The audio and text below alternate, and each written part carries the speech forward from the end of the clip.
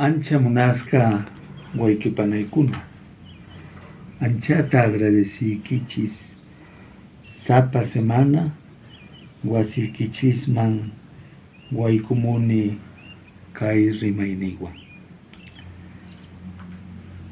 Vamos a hablar ahora de la presencia, su sombra y su actuar de un dictador en nuestro país del Perú, del dictador Fujimori, que empezó en los años o en el año 90 y que después de más de 3 décadas continúa haciendo que el país fracase en su democracia. Encontramos actualmente a un Congreso mediocre. Para ser presidente del Congreso hay que tener muchas faltas y delitos. Un Congreso corrupto. Unos 70 congresistas tienen carpetas fiscales. Congreso antidemocrático. No quiere que haya una revisión plena de la Constitución, pero ya ha cambiado en este poco tiempo más de 50 artículos. Podemos decir que es un Congreso del retroceso, de la contrarreforma. Si hubo algo bueno en los últimos años, ya lo quitó, ya lo malogró. Naturalmente, la población, más del 90%, repudia este Congreso. No pasa de un 4% de aprobación. Al interior vemos cómo los congresistas blindan a los corruptos, en este caso a los mochasueldos. Conquistan a algunos enemigos y los ponen en sus filas porque ofrecen algo material. Pone anzuelos a las bancadas pequeñas, dándoles cargos, por ejemplo, en la mesa directiva. Y así, en concreto, se juntan perro, pericote y gato para sacar leyes antipopulares que fomentan la impunidad, como la ley 32.107 del 8 de agosto, que promueve el crimen organizado. Aunque parezca algo escandaloso, pero eso es lo que están haciendo. Ahora habrá mucha gente que se anime a ser criminal, porque sabe que con las leyes del Estado va a tener total impunidad. Entonces vemos pues a un Congreso empoderado. Ellos se llaman el primer poder del Estado. ¿De dónde habrán sacado eso? Será por sus ansias de dominarlo todo, porque los poderes deben estar, según la Constitución, en situación de igualdad. Son arrogantes ellos, según ellos, no se equivocan. También son peleones. Y lo más grave es que han perdido la vergüenza. Hubo tiempos en que algunas autoridades que cometían delitos se llenaban de vergüenza y hasta pedían disculpas. Estas autoridades no. Y las quejas de la población, como decimos en criollo, les resbalan.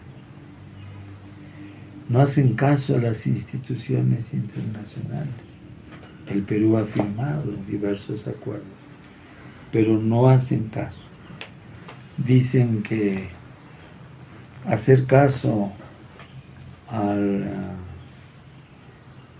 la Comisión, por ejemplo, Interamericana de Derechos Humanos, o incluso la ONU, es perder soberanía.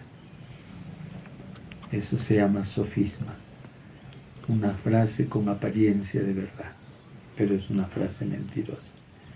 En conclusión, no ven al Perú como un Estado, como el sinnúmero de gentes que tienen el derecho a vivir y a progresar, sino ven al Perú como un botín. El botín que han encontrado al instalarse en ese recinto que ahora más que nunca está siendo mancillado. Cuando el Congreso actual estaba preparando la hora final de Pedro Castillo, encontró un camino más fácil para darle el golpe final. Encontró a una señora que lo traicionara.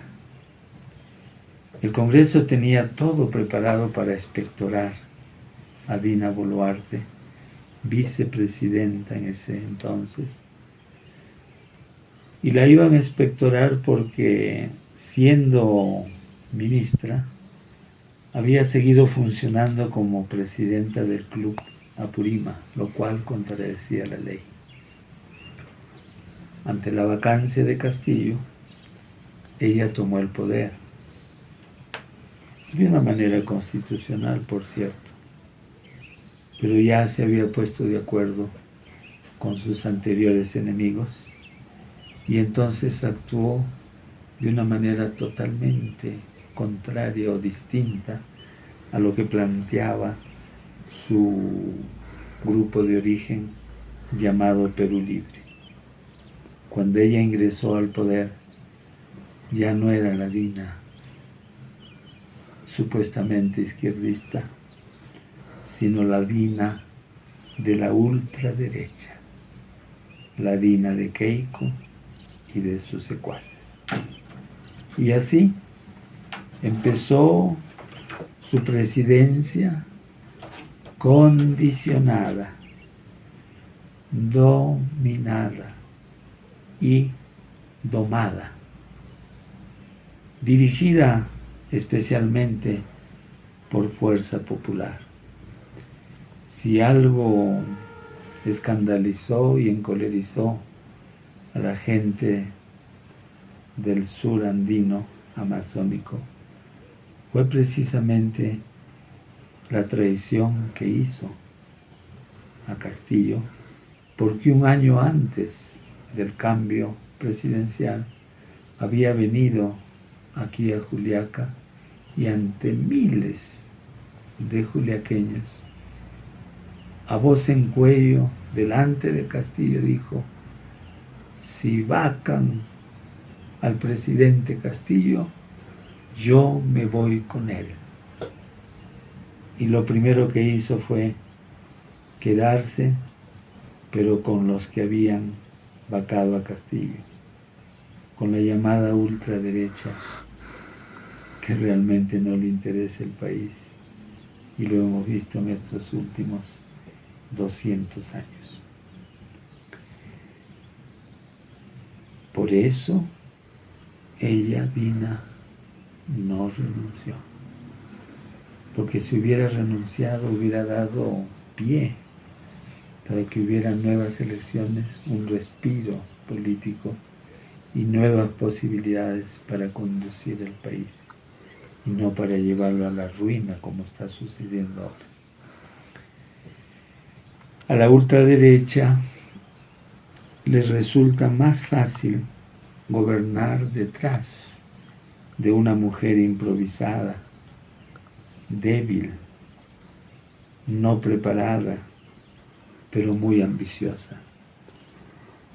Su vanidad es más fuerte que los muertos que provocó al inicio de su gobierno. 50. Su labor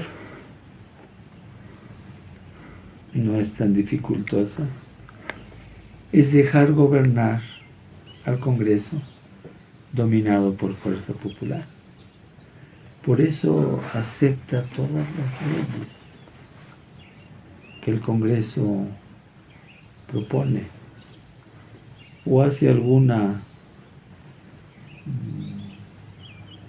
atingencia, pero en los casos más graves, las leyes más graves, no, en ellas no interviene para nada, deja que el Congreso gobierne.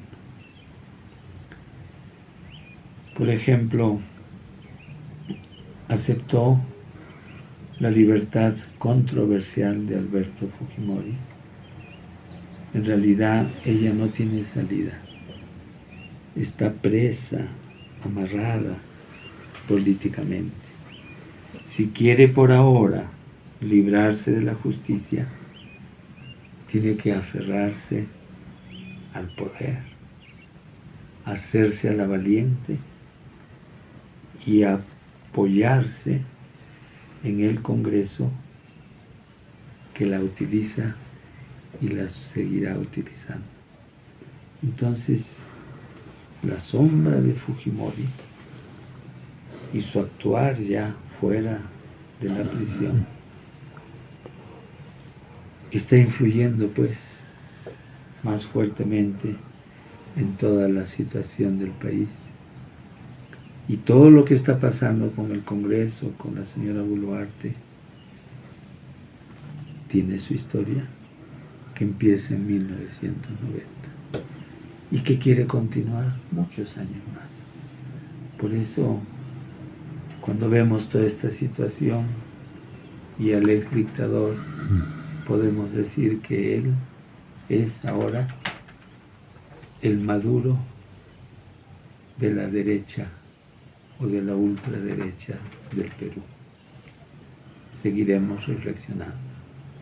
Y con esto, amigas y amigos, con el cariño de siempre les digo, Jamo Semana Cama y Kisin Cama.